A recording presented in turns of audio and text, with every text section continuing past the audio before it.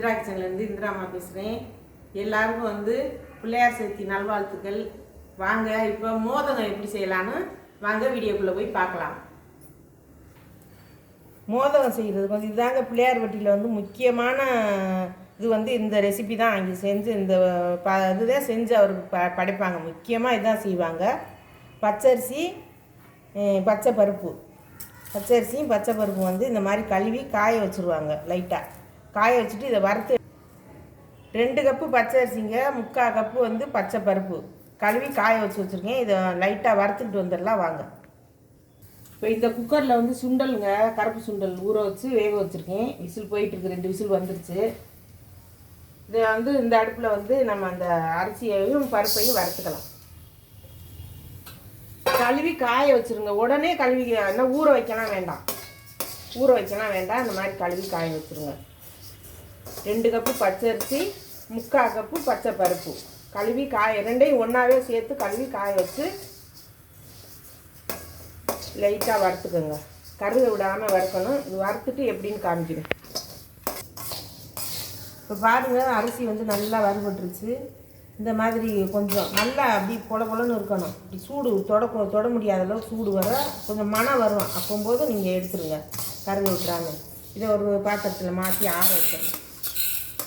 ஆற வச்சு இதை ரவை பழத்துக்கு உடச்சிட்டு உங்கள்கிட்ட காமிக்கிறேன். இப்போ இந்த அரிசியும் பருப்பும் உடச்சிக்கிட்டு வந்தாச்சு பாருங்கள். இந்த மாதிரி உடச்சிருங்க, ரவை மாதிரி உடச்சிருங்க. பால் ஏற்கனவே சொல்லிட்டேன், அரிசியும் பருப்பும். இப்போ அதுக்கு தண்ணி எப்படி வைக்கிறதுன்னு சொல்கிறேன் பாருங்கள்.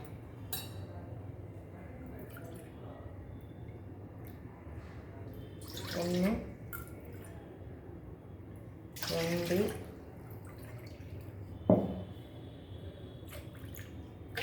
3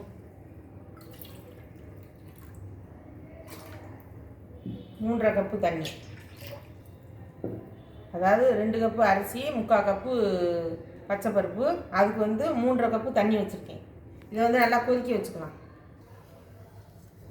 தண்ணி நல்லா கொதிச்சுட்டு 250 ml பிடிக்கிற கப்பில் மெஷர்மெண்ட் கப்பில் 1 கப்பு தேங்காய் பூ திரி வச்சுருக்கேங்க. அதை இந்த கொதிக்கிற தண்ணியில் போட்டுக்கலாம்.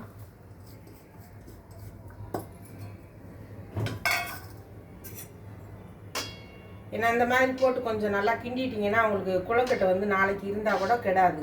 அதுக்காகத்தான் கொஞ்சமாக உப்பு போட்டுக்கலாம். உப்பு ஒரு 1/4 ஸ்பூன் சேர்த்துக்கலாங்க.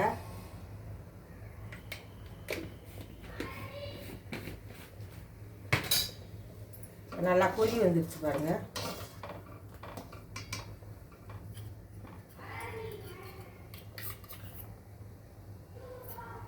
நெய் ஒரு 1/2 ஸ்பூன் சேர்த்துக்கலாம்.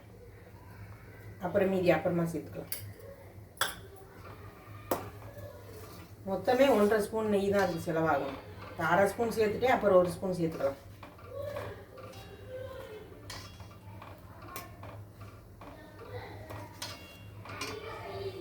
இப்போ சிம்மில் வச்சுக்கோங்க. அடுப்பை சிம்மில் வச்சுட்டு இந்த அரிசியை போட்டு இந்த நுணுக்கி வச்சுருக்கோம்ல நம்ம பச்சரிசியும் பச்சை பருப்பும் ரவை மாதிரி உடச்சி வச்சுருக்கல, அதை போட்டு கிண்டிக்கலாம்.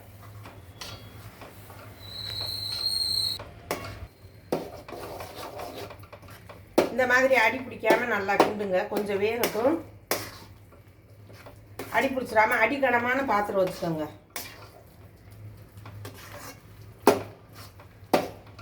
இது கொஞ்சம் வேகட்டும். நான் வெல்லம் போடும்போது காமிக்கிறேன். இப்போ பாருங்கள், நல்லா மாவு எல்லாம் கலந்தாச்சு. 3/4 லைட்டாக வெந்துருச்சு. அடி மட்டும் பிடிக்காமல் கிண்டி விடுங்க. அடுப்பை ஃபுல் சிம்மில் வச்சுருங்க. இப்போ வெல்லம் நான் 1 கப்பு எடுத்து வச்சுருக்கேங்க. அந்த மெஷர்மெண்ட் கப்பு 250 ml பிடிக்கிற கப்பில் 1 கப்பு ஃபுல்லாக எடுத்து வச்சுருக்கேன். ஆனால் கல் இல்லாத வெல்லம், கல் மண் இல்லாத வெல்லம், பாகு வெல்லம் வாங்கியிருக்கேன். நீங்கள் வடிகட்டி வேணுன்னா அதாவது கொதிக்க வச்சு கொஞ்சமாக தண்ணி வச்சு வடிகட்டி கூட ஊற்றிக்கங்க. அது உங்கள் விருப்பம். இதை நல்லா கிளறி விட்டுக்கலாம். அது நல்லா உருவ வச்சு நான் காமிக்கிறேன். இன்னொரு ஸ்பூன் நெய் போடணும். அப்போது நான் காமிக்கிறேன்.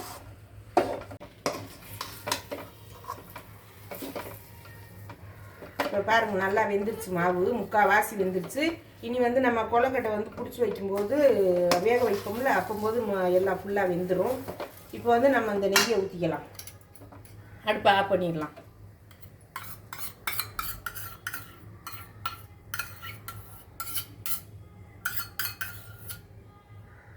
இதை ஆற ஊற்றி நம்ம பிசைஞ்சு கொழுக்கட்டையை பிடிக்கும்போது உங்கள்கிட்ட காமிக்கிறேன்.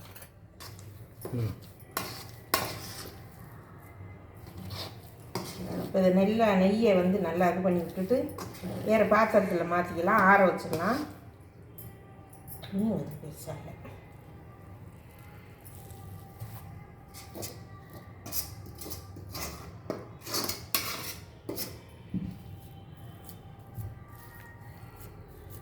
இது நல்லா ஆறட்டுங்க. ஒரு மூடி போட்டு விட்டுறலாம். கொஞ்சம் நேரம் நல்லா ஆறட்டும். ஆற விட்டு பிசைஞ்சு பிடிக்கும்போது காமிக்கிறேன். இப்போ வந்து ஏலக்காய் பொடி சேர்த்துக்கலாங்க. லாஸ்ட்டாக போட்டாதே நல்ல வாசனையாக இருக்கும். ஆற விட்டு சேர்த்து பிசைஞ்சு கொழுக்கட்டை செஞ்சு சாமிக்கு கும்பிட்டுட்டு சாப்பிட்டு பாருங்கள். செம்ம சூப்பராக இருக்கும். கமாண்டில் வந்து அம்மா நல்லா இருந்துச்சுன்னு சொல்லுவீங்க நீங்கள். இப்போ மாவு ஆறிடுச்சு பார்த்துக்கலாம். இப்போ மீதி நெய் இருக்குது இல்லைங்களா, அதையும் ஊற்றி அப்படியே பிசைஞ்சிடலாம்.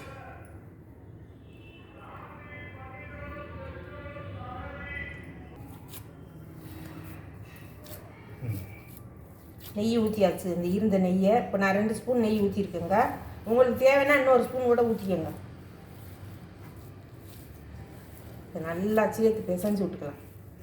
இதெல்லாம் தேங்காய், அது வந்து வெள்ளை வெள்ளையாக கிடக்குது, கட்டின்னு நினைக்காதீங்க.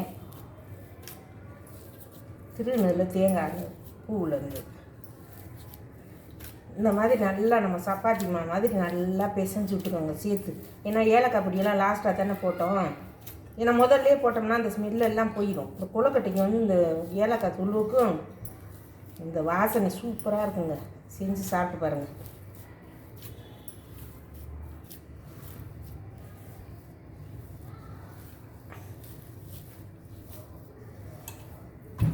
செஞ்சு மெயினாக சாமிக்கு படைங்க. இன்றைக்கி இது முக்கியமானது. அதனால தான் நான் இன்றைக்கி பிள்ளையார் சதுர்த்தி அன்றைக்கி நான் அந்த கொழுக்கட்டை வீடியோ எடுக்கிறேன். உங்களுக்கு இன்றைக்கி வந்தாலும் நைட்டுக்கு வரும், இல்லைன்னா நாளைக்கு தாங்க வரும். சாரி மன்னிச்சுக்கங்க, நான் இன்றைக்கி தான் எடுக்கிறேன். இந்த மாதிரி இது வந்து மோதகம் கொழுக்கட்டைங்க. இது இப்படி உருண்டையாகத்தையும் பிடிக்கணும். இந்த மாதிரி பிடிச்சிக்கோங்க. இதில் நெய் தடவி வச்சுருங்க. இந்த மாதிரி பிடிச்சி வச்சுருங்க. பிள்ளையாருக்கு நல்லா பெருசாக, எவ்வளோ பெருசாக பிடிக்கிறோமோ அவ்வளோ பிடிக்கும் அவருக்கு. நல்லா ஒரு எலுமிச்சங்காயோட கொஞ்சம் பெருசாக பிடிச்சிக்கோங்க.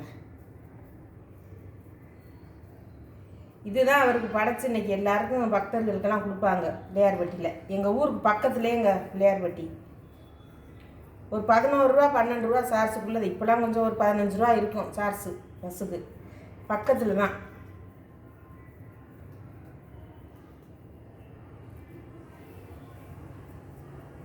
இந்த மாதிரி எல்லாம் பிடிச்சிட்டு தண்ணி அங்கே கொதிச்சுக்கிட்டு இருக்குது. நம்ம வேக வச்சுக்கலாம். பிடிச்சிட்டு எல்லாத்தையும் பிடிச்சிட்டு சட்டியில் வைக்கும்போது உங்கள்கிட்ட காமிக்கிறேன். நான் ஒரு 11 கொழுக்கட்டை சாமிக்கு படைக்கத்தக்கன நான் வந்து உருட்டை பிடிச்சி வச்சுருக்கேங்க. அது அப்புறமா சூடாக நம்ம செஞ்சுக்கலான்ட்டு வச்சுட்டேன் மீதி மாவை. இப்போ இதை அவிச்சு எடுத்துக்கலாம். சூடாக இருக்குது.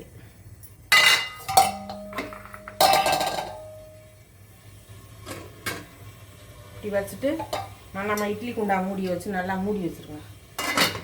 ஒரு 10 நிமிஷம் வேகட்டும். வேக வெட்டி நான் எடுக்கும்போது காமிக்கிறேன். இப்போ வாங்க கொழுக்கட்டை வெந்துருச்சான்னு பார்க்கலாம். வெந்திருக்கும் பாருங்கள். நம்ம எலுமிச்சம்பழம் தட்டி தான் பிடிச்சி வச்சோம். இப்போ பாருங்கள் உப்பி எவ்வளோ பெருசு வந்துட்டார் பிள்ளையாருங்க. வாங்க இப்போ எடுத்துக்கலாம். நல்லா வெந்துருச்சு. நல்லா வெந்துருச்சு பாருங்கள். பஞ்சு மாதிரி வெந்துருச்சு. இப்போ எடுத்து வச்சுக்கலாம்.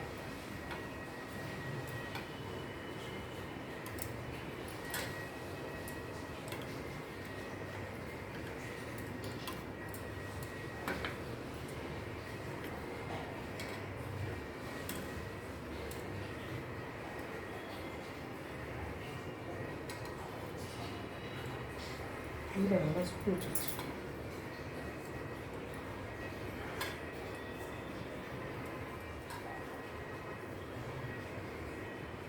இப்போ பிள்ளையாருக்கு நான் 11 கொழுக்கட்டை வச்சுருக்கேங்க. அதை வந்து நம்ம படைச்சிட்டு மீதி இருக்கிறத நாங்கள் அப்புறமா அவிச்சுக்கலான்ட்டு வச்சுட்டோம். சுண்டல் தாளிச்சிட்டு பொரிகடலை அவள் எல்லாம் வச்சு கும்பிட போகிறேன். கும்பிடும்போது உங்கள்கிட்ட காமிக்கிறேன். இப்போ விளக்கு ஏற்றிக்கலாங்க.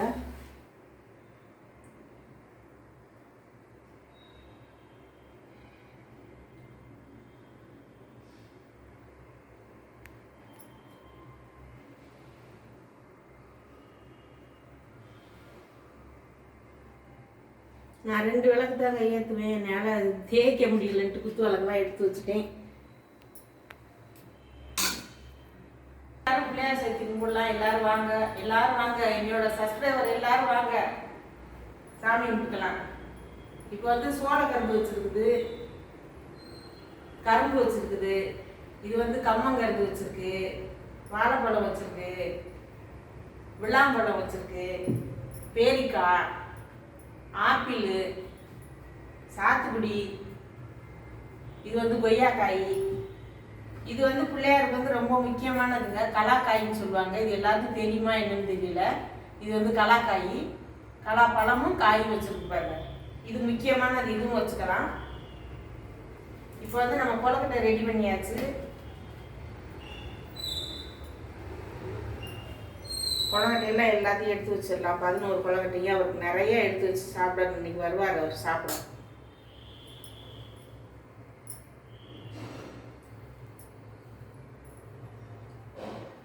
மோதக கொழுக்கட்டைங்க அது.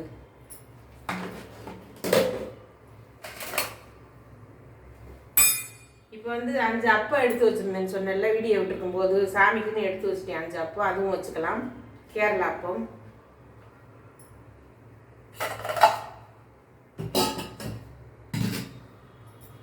இப்போ வந்து சுண்டல் வச்சுக்கலாங்க.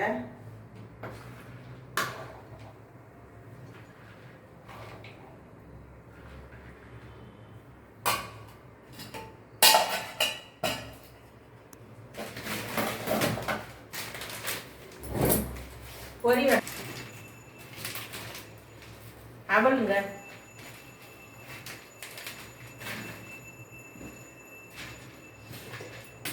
உடச்ச கட்டை வச்சுக்கலாம்.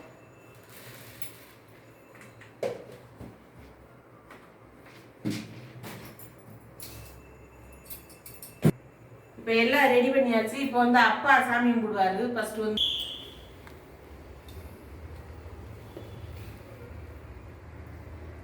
மணி எடுத்தாருங்க.